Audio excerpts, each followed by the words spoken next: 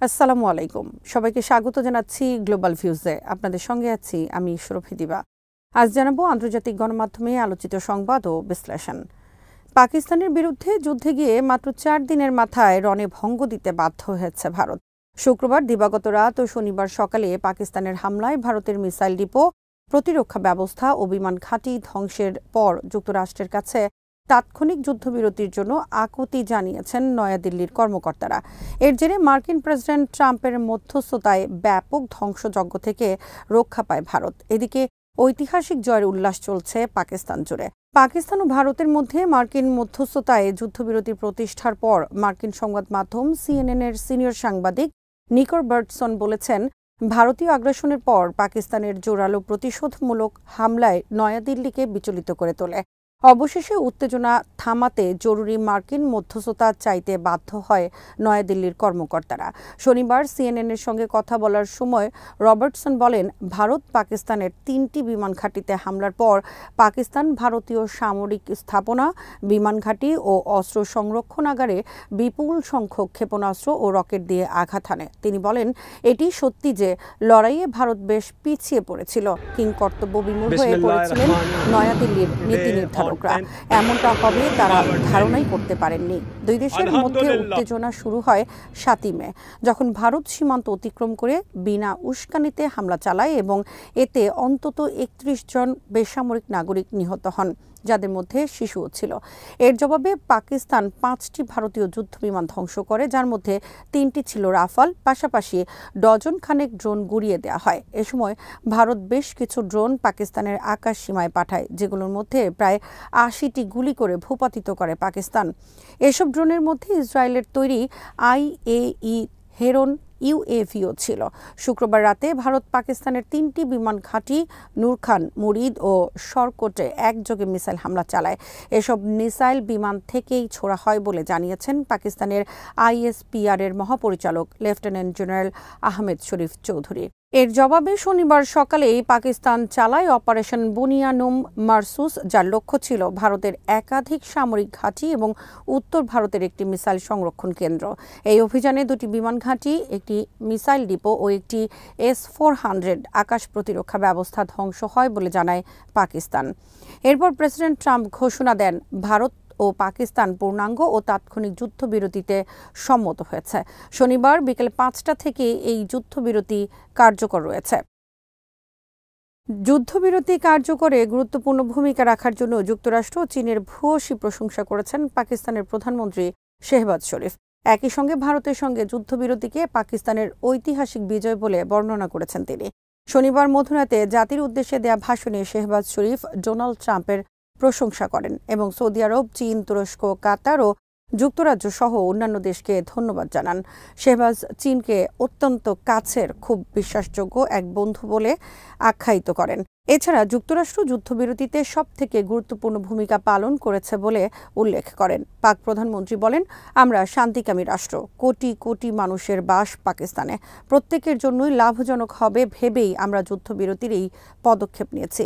পাকিস্তানের প্রধানমন্ত্রী বলেন, তার দেশ একটা ঐতিহাসিক বিজয় পেয়েছে। এজন্য তিনি সেনাবাহিনী, নৌবাহিনী ও সশস্ত্র বাহিনীকে এক এক করে নাম উল্লেখ করে ধন্যবাদ জানান। তার কথায় দেশের মূলনীতিগুলো তুলে ধরতে সক্ষম হয়েছেন তারা। ভাষণের শুরুতেই শেহবাজ শরীফ বলেন, কেউ যদি আমাদের স্বাধীনতাকে চ্যালেঞ্জ করে তাহলে প্রতিরোধের জন্য যা করতে হয় করব। তার দেশের বিরুদ্ধে বিভিন্ন ভিত্তিহীন অভিযোগের নিরপেক্ষ তদন্ত দাবি করেন পাকিস্তানের প্রধানমন্ত্রী। ভাষণ শুরুর আগে ভারতের পররাষ্ট্র সচিব পাকিস্তানের বিরুদ্ধে বারবার যুদ্ধবিরতির সমঝোতা লঙ্ঘনের যে অভিযোগ তুলেছেন, এ ব্যাপারে শেহবাজ শরীফ কোনো মন্তব্য করেননি, বরং যুদ্ধবিরতির চুক্তি সবার কল্যাণের জন্য করা হয়েছে বলে তিনি উল্লেখ করেন। এছাড়া পানি বণ্টন ও কাশ্মীর সহ বিতর্কিত বিষয়ে আলোচনার মাধ্যমে সমাধান সম্ভব বলেও আশা প্রকাশ করেন পাকিস্তানের প্রধানমন্ত্রী। যুদ্ধবিরতির ঘোষণা আসার পর মার্কিন পররাষ্ট্রমন্ত্রী মার্কো রুবিও নিশ্চিত করেছেন, দুই দেশ একটি নিরপেক্ষ স্থানে আলোচনায় বসতে রাজি হয়েছে। বিশ্লেষকরা বলছেন, পাকিস্তানের সঙ্গে আলোচনায় রাজি হওয়াটা ভারতের জন্য স্পষ্টত পিছু হটার ঘটনা, যা দেশটির জন্য চ্যালেঞ্জিং হয়ে উঠতে পারে। এ বিষয়ে SOAS ইউনিভার্সিটি অফ লন্ডনের সাউথ এশিয়ান ইনস্টিটিউটের পরিচালক সুবীর সিনহা বলেছেন, যুদ্ধবিরতির ঘোষণা অবশ্যই স্বাগতযোগ্য, বিশেষ করে সীমান্ত অঞ্চলের সাধারণ মানুষের জন্য যারা কিছুদিন ধরে অবিরাম গোলাবর্ষণের শিকার হয়েছেন। তবে সামনে যে বৃহত্তর দ্বিপাক্ষিক আলোচনা আসতে চলেছে, যে আলোচনার কথা মার্কিন পররাষ্ট্রমন্ত্রী বলেছেন, তা ভারতের জন্য রাজনৈতিক ও কূটনৈতিকভাবে খুবই কঠিন একটি পথ হতে পারে। কারণ ভারত এতদিন ধরে এক ধরনের প্রক্রিয়ায় স্পষ্টভাবে প্রত্যাখ্যান করে আসছিল। সিনহার ভাষায়, মোদী সরকারের কথিত শক্ত অবস্থান নীতির একটি বড় অংশ ছিল পাকিস্তানের সঙ্গে আর কোনো বিস্তৃত ও দীর্ঘমেয়াদী আলোচনার সুযোগ নেই। তিনি আরও বলেন, এই নীতি কূটনীতি নয়, বরং সামরিক প্রস্তুতি এবং নতুন অস্ত্র কেনা ও তা প্রদর্শনের মাধ্যমে শক্তি প্রদর্শনের উপর ভিত্তি করে তৈরি হয়েছিল। এই বিশ্লেষকের মতে এমন প্রেক্ষাপটে সেই আলোচনায় ফিরে যাওয়াটা ভারতের পূর্বেকার অবস্থান থেকে স্পষ্টভাবে পিছু হটার ইঙ্গিত দেয়। একই সঙ্গে ভারতের উগ্রপন্থী রাজনৈতিক মহলে যারা দীর্ঘদিন ধরে পাকিস্তানে হামলা করার দাবি জানিয়ে আসছিলেন, তাদের মধ্যে এটা অসন্তোষ ও রাজনৈতিক চাপ সৃষ্টি করবে। সিনহা আরও বলেন, ভবিষ্যৎ আলোচনার ভিত্তি হিসেবে সিন্ধু পানি চুক্তি এবং সিমলা চুক্তি, যেগুলো ভারত সম্প্রতি বাতিল করার হুমকি দিয়েছিল, এগুলো ভারতকে আবার পুনর্বিবেচনা করতে হবে। সেক্ষেত্রে এখন নতুন করে প্রশ্ন উঠেছে, ভারত কি শেষমেশ নিজের পায়ে নিজে কুড়াল মারল? লেবাননের আল মায়াদিন জানিয়েছে, ফিলিস্তিন প্রতিরোধ সংগঠন হামাসের সামরিক শাখা আল কাসাম ব্রিগেডস গাজায় বন্দি প্রিজনার 21 হিসেবে চিহ্নিত এক বন্দির নতুন ভিডিও বার্তা প্রকাশ করেছে। ভিডিওতে প্রিজনার 22 হিসেবে চিহ্নিত আরেক বন্দির অবনতিশীল স্বাস্থ্য ও মানসিক অবস্থার বর্ণনাও রয়েছে। এতে প্রিজনার 21 ইসরায়েলি সরকার এবং ইসরায়েলি জনগণের কাছে মুক্তির আকুতি জানিয়ে সতর্ক করেছেন, দীর্ঘমেয়াদী যুদ্ধ বাকি সব বন্দীর জন্য গুরুতর হুমকি। তিনি বলেন, এখানে কাটানো প্রতিটি মিনিট অত্যন্ত গুরুত্বপূর্ণ। আমরা ঘুমাতে পারছি না, আমাদের জীবন ঝুঁকির মধ্যে রয়েছে। তিনি জানান, যুদ্ধ দীর্ঘায়িত হবে শুনে তার সঙ্গে থাকা অন্য বন্দী তীব্র মানসিক যন্ত্রণার মধ্যে রয়েছেন। কয়েকদিন আগে তিনি নিজেকে আঘাত করার চেষ্টা করলে কাসামের এক যোদ্ধা তাকে নিবৃত করেন। তিনি খাওয়া দাওয়া বন্ধ করে দিয়েছেন। চলমান যুদ্ধ এবং অবরোধের মধ্যে গাজায় খাদ্যের তীব্র অভাবের কথাও তুলে ধরেন তিনি। বেনিয়ামিন নেতানিয়াহুকে তিনি প্রশ্ন করেন, তুমি কিসের অপেক্ষায় আছো? তুমি কি পাগল? কেন এখনো যুদ্ধ থামাচ্ছ না? ইসরায়েলের রাজধানী তেল আবিবে ব্যাপক বিক্ষোভ হয়েছে।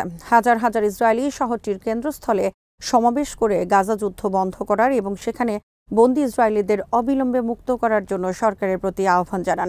ইসরায়েলি সংবাদপত্র হারেটস জানিয়েছে, তেল আবিবের হোস্টেজেস স্কয়ারে শনিবার হোস্টেজেস অ্যান্ড মিসিং ফ্যামিলিস ফোরাম তাদের সাপ্তাহিক সমাবেশ করে। একই সময়ে বন্দীদের পরিবারের আরেকটি বিক্ষোভ ইসরায়েলি সামরিক সদর দপ্তরের বাইরে অনুষ্ঠিত হয়। তেল আবিবের হাবিমা স্কয়ারে আলাদাভাবে সরকার বিরোধী বিক্ষোভ হয়েছে। টাইমস অফ ইসরায়েল জানিয়েছে, বিক্ষোভে অংশগ্রহণকারীরা প্রধানমন্ত্রী বেনিয়ামিন নেতানিয়াহুর উপর তীব্র ক্ষোভ প্রকাশ করেন।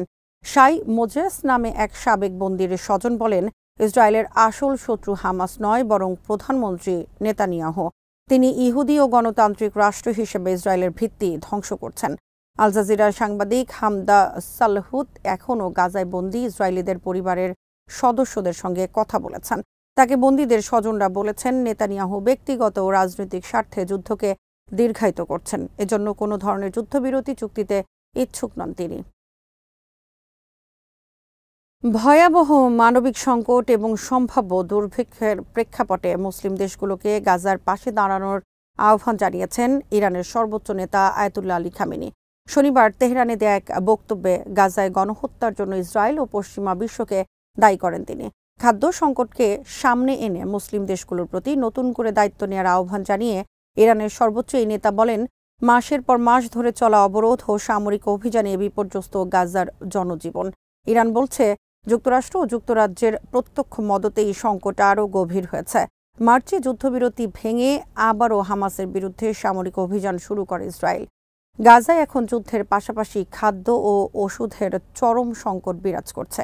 এ অবস্থায় ইসরায়েল ও তার মিত্রদের বিরুদ্ধে বিশ্ব জনমত গঠনের আহ্বান জানান খামেনি। যুক্তরাষ্ট্রের নেতৃত্বে একটি নতুন ত্রাণ ব্যবস্থাপনার প্রস্তাব দেওয়া হয়েছে, যা বেসরকারি কোম্পানির মাধ্যমে পরিচালিত হবে। তবে এই উদ্যোগকে ইসরায়েলি কৌশলে ত্রাণের সামরিকীকরণ বলে অভিহিত করেছে হামাস। কার্যকর সমাধানের পরিবর্তে এটিকে নতুন চক্রান্ত বলে মন্তব্য করেছে গাজার স্বাধীনতাকামী সংগঠনটি। অবরুদ্ধ গাজায় গত ২৪ ঘণ্টায় ইসরায়েলি হামলায় আরও ২৩ ফিলিস্তিনি নিহত হয়েছেন, যার ফলে ২০২৩ সালের অক্টোবর থেকে ইসরায়েলি আগ্রাসনে মৃতের সংখ্যা বেড়ে ৫২,৮১০ জনে পৌঁছেছে বলে শনিবার গাজার স্বাস্থ্য মন্ত্রণালয় জানিয়েছে। মন্ত্রণালয়ের এক বিবৃতিতে বলা হয়, গত ২৪ ঘণ্টায় ইসরায়েলি হামলায় ১২৪ জন আহত হয়েছেন। এর মাধ্যমে আহতদের সংখ্যা বেড়ে ১,১৯,৪৭৩ জনে পৌঁছেছে। অনেক মানুষ এখনও ধ্বংসস্তূপের নিচে এবং রাস্তায় পড়ে থাকলেও উদ্ধারকারীরা তাদের কাছে পৌঁছতে পারছেন না। আজ এখানেই শেষ করছি। সবাই ভালো থাকুন, সুস্থ থাকুন আর দেখতে থাকুন বিডিভিউজ। চ্যানেলটি ভালো লাগলে সাবস্ক্রাইব করুন, সংযুক্ত থাকুন আমাদের ফেসবুক পেজে। আল্লাহ হাফেজ।